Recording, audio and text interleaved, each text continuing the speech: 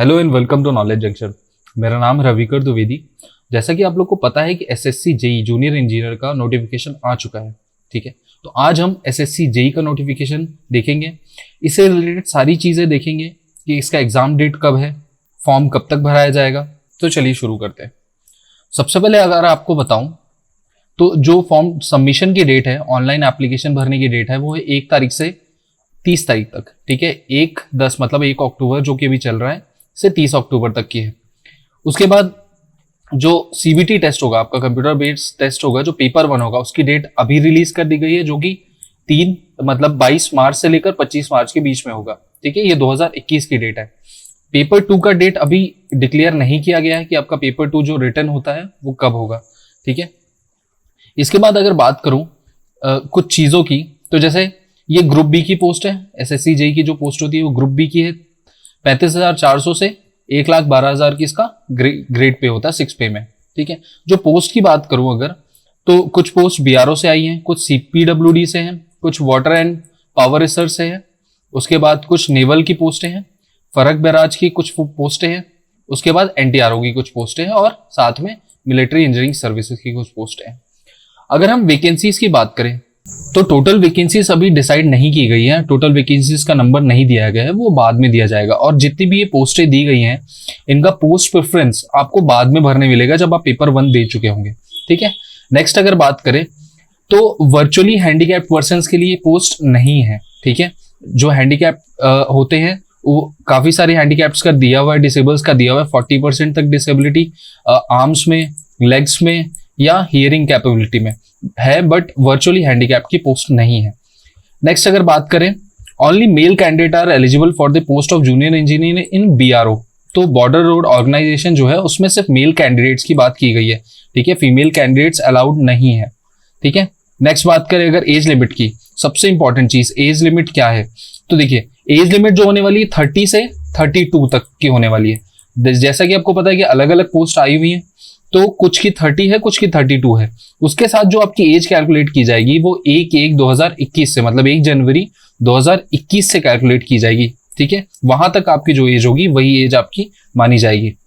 अगर हम एज की बात करें तो देखिए कुछ के लिए सिर्फ 3 एग्जाम्स के लिए सीपीडब्ल्यूडी, उसके बाद सेंट्रल वाटर कमीशन और यहाँ भी central water commission for civil and mechanical, ये दोनों के लिए बस 32 एज है। और यहाँ पे आपका सीपीडब्ल्यूडी फॉर इलेक्ट्रिकल, इन चारों के लिए सिर्फ 32 एज दी हुई है, बाकी सबके लिए 30 एज है, ठीक है। तो इस चीज का ध्यान रखिएगा फॉर्म भरते समय। अगर बात करूं नेक्स्ट एज रिलैक्सेशन की, तो एसटी/एससी को 5 इयर्स का है, ओबीसी को 3 इयर्स का, पीडब्ल्यूडी को 10 इयर्स का एंड सो ऑन, ठीक है। और सबसे इंपॉर्टेंट एक्स सर्विस मैन अगर कोई है तो उसकी 3 इयर्स की एज रिलैक्सेशन है।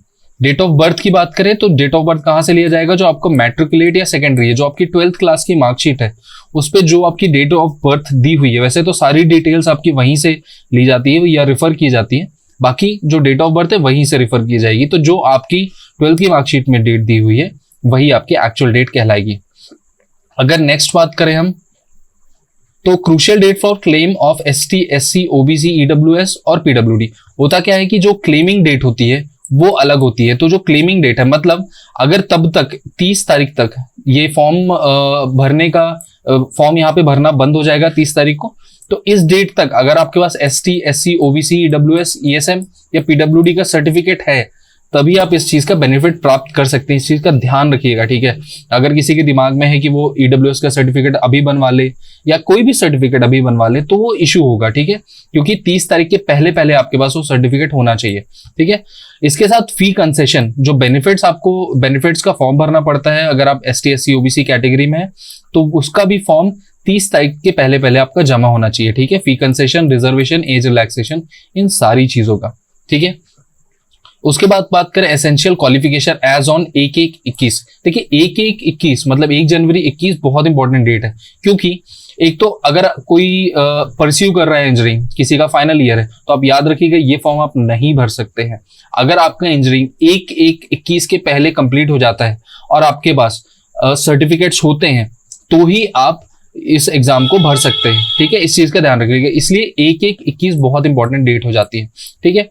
अब देखिए किसी भी पोस्ट में यहाँ पे जो काफी सारी पोस्टें दी हैं उसके लिए आपके पास या तो डिग्री हो, ठीक है, या तो आपके पास डिप्लोमा भी हो तो भी काम चल जाएगा, ठीक है।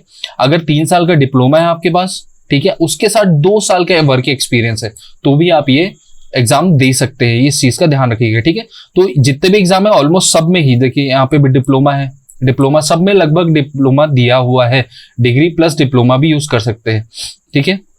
उसके बाद अगर बात करें नेक्स्ट, हाँ देखिए यहाँ पे वही दिया हुआ है जो मैंने बात की पहले भी, कि अगर आपके यूनिवर्सिटी या बोर्ड 1/1/21 के पहले 1 जनवरी 21 के पहले अगर उसका रिजल्ट आ चुका है तभी आप ये फॉर्म भर सकते हैं। वही चीज यहाँ पे भी दी हुई है, ठीक है।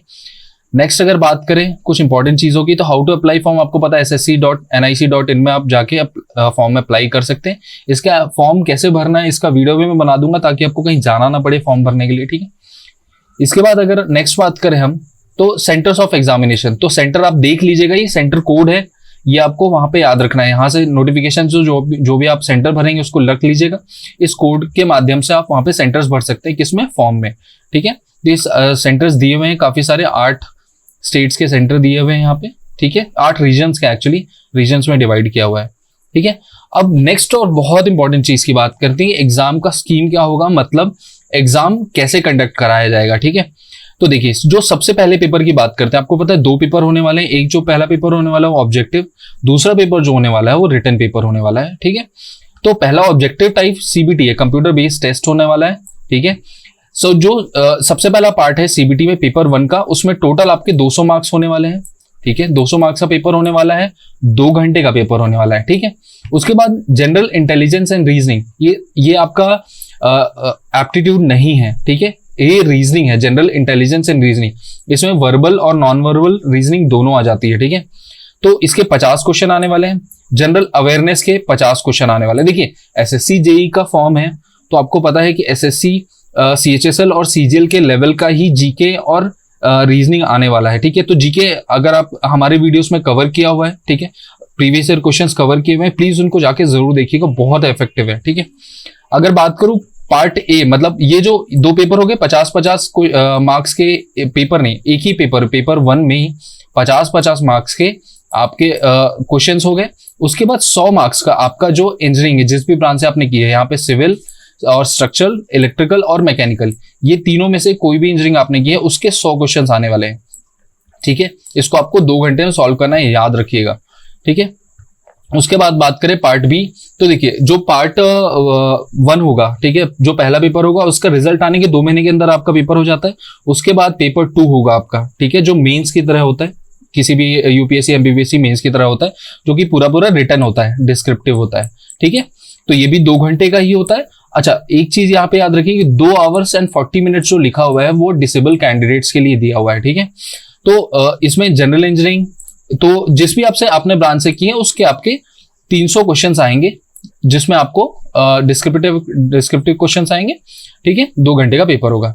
नेक्स्ट अगर इंपॉर्टेंट चीज की बात करें तो नेगेटिव मार्किंग, ठीक है, नेगेटिव मार्किंग जो है 0.25 मतलब 1/4 होने वाली है, ठीक है। अगर एक क्वेश्चन में 1 मार्क्स मिलता है तो नेगेटिव 1/4 होगा, ठीक है, मतलब 0.25। उसके बाद जो पेपर 1 में कोई भी चीज आप नहीं ले जा सकते, कई लोगों को कंफ्यूजन होता है क्या हम कैल्सी ले जा सकते हैं या नहीं, ठीक है, क्योंकि इंजीनियरिंग का पेपर है, बट ऑब्वियसली कैल्सी की जरूरत पड़ती है। बट याद रखिएगा पेपर 1 में आप कुछ भी नहीं ले जा सकते हैं। पेपर 2 में आप यूज कर सकते हैं slide rule, calculator, log table आपकी जो हो गई, स्टीम टेबल, पेपर 2 में सिर्फ यूज हो सकती है, ठीक है। Marks scored by candidate on paper 1 will be normalised, ठीक है। ये नॉर्मलाइज वैसे बाद में आएगा आपका, बट आपको याद रखना है कि ये जो पेपर 1 का मार्क्स है वो नॉर्मलाइज होता है, ठीक है। आपने अगर रेलवे का एग्जाम दिया होगा तो आपको पता होगा कि कैसे नॉर्मलाइज होता है। पेपर 2 की बात करें तो paper 2 will have to be written either Hindi और इन इंग्लिश, ठीक है। पेपर 2 जो है हिंदी या इंग्लिश में ही लिखा जा सकता है। There shall be no provision for revaluation rechecking, जैसा कि 10th-12th में एग्जाम में होता है, रिवैल्यूएशन रीचेकिंग का कोई स्कोप नहीं है, ठीक है। अब देख लेते हैं थोड़ा सा सिलेबस, हल्का फुल्का लाइटली ऊपर से सिलेबस देख लेते हैं हम क्या क्या पूछने वाला है पेपर में, ठीक है। हम पेपर 1 की बात करेंगे क्योंकि पेपर 2 जो आपका हो जाता है वो इंजीनियरिंग बेस्ड होता है। अगर आप इलेक्ट्रिकल से है, मैकेनिकल से, मैं खुद इलेक्ट्रिकल से हूँ तो इलेक्ट्रिकल का इवन डिस्कस कर सकता हूँ, बट स्टिल आप इस चीज को ध्यान से देख लीजिएगा, ठीक है। अगर पेपर 1 जनरल इंटेलिजेंस की बात करूं एंड रीजनिंग की बात करूं तो इसमें सिंपल है कि जो verbal and non verbal reasoning आती है आपकी, जजमेंट्स हो गया, विजुअलाइजेशन हो गया, तो वर्बल और नॉन वर्बल दोनों, ठीक है। डिफरेंस क्या होता है, नॉन वर्बल में क्या होता है, डायग्राम्स दिए रहते हैं, ठीक है, उसके अनुसार आपको रिजल्ट निकालना रहता है। जैसे कि आपको मिरर इमेज वगैरह दी रहती है, ठीक है, तो नॉन वर्बल रीजनिंग में आ जाता है। अगर बात करूं कुछ ऐसी चीजों की जो मैथ से रिलेटेड आने वाली है, तो ध्यान रखिएगा आप इसमें अर्थमेटिक नंबर सीरीज जरूर पढ़ के जाइएगा, क्योंकि वो आप कभी कभी सोचते हैं कि वो रीजनिंग का पार्ट नहीं है, ठीक है, वो एप्टीट्यूड का पार्ट है, बट वो रीजनिंग का पार्ट भी है, ठीक है। तो यहाँ पे ये चीज ध्यान रखिएगा। अर्थमेटिक कॉम्पिटिशन जैसे एक ग्राफ दिया होगा, ठीक है, एक पाई चार्ट या कुछ भी दिया होगा, उसमें परसेंटेज पॉपुलेशन निकालना है, ये सब चीजें आएंगी, ठीक है, ये रीजनिंग का भी पार्ट है। उसके बाद एनालिटिकल फंक्शंस, ठीक है, तो एनालिटिकल फंक्शन आपको पता है क्या क्या पूछे जा सकते हैं, ठीक है। जनरल अवेयरनेस की बात करें तो सबसे इंपॉर्टेंट हो जाता है, देखिए 50 क्वेश्चन आने वाले हैं, ठीक है। 50 क्वेश्चन में से करंट अफेयर काफी सारा नंबर खींच लेगा आपके, ठीक है। जीके की बात करूं तो करंट अफेयर्स बहुत सारे नंबर्स आपके ले जाएगा। उसके बाद जो हम जनरली एसएससी, पूरा एसएससी का ही फॉर्मेट है, सीएचएसएल या मैक्सिमम सीजीएल तक आप ले लीजिए, तो history, culture, geography, economic scene, general polity, scientific research etcetera, ठीक है। तो ये सारी चीजें जो हम जनरली पढ़ते हैं वो सारी चीजें इसमें भी पूछी जाएंगी, कुछ अलग से नहीं दिया हुआ है, ठीक है। सबसे मेन यहाँ पे याद रखिएगा, करंट अफेयर्स बहुत ज्यादा पूछा जाता है आजकल एग्जाम में, तो करंट अफेयर्स तो बहुत ही अच्छे से प्रिपेयर कर लीजिएगा, ओके। इसके बाद आपका यहाँ पे दिया हुआ है जो जो अलग अलग ब्रांचेस के हैं, ये फर्स्ट पेपर की बात कर रहा हूँ ना, अलग अलग ब्रांचेस में क्या पूछा जाएगा, ये आप पॉज करके भी पढ़ सकते हैं या अलग से भी पढ़ सकते हैं, ठीक है। इसका नोटिफिकेशन आपको एसएससी की वेबसाइट में मिल जाएगा। चलिए पेपर 2 की बात करें अगर, तो पेपर 2 में भी वही सिमिलर, आपका जिस ब्रांच से आप रिलेटेड है उस ब्रांच से आप पढ़ सकते हैं स्पेसिफिक क्या क्या आ सकता है, ठीक है। तो इसके आगे ऐसा कुछ खास नहीं दिया हुआ है, ठीक है। इसके साथ ही इस वीडियो को मैं कंप्लीट करता हूं। Thank you so much for your time. आगे आने वाली वीडियोस के लिए जरूर इस चैनल को सब्सक्राइब करें। Thank you so much.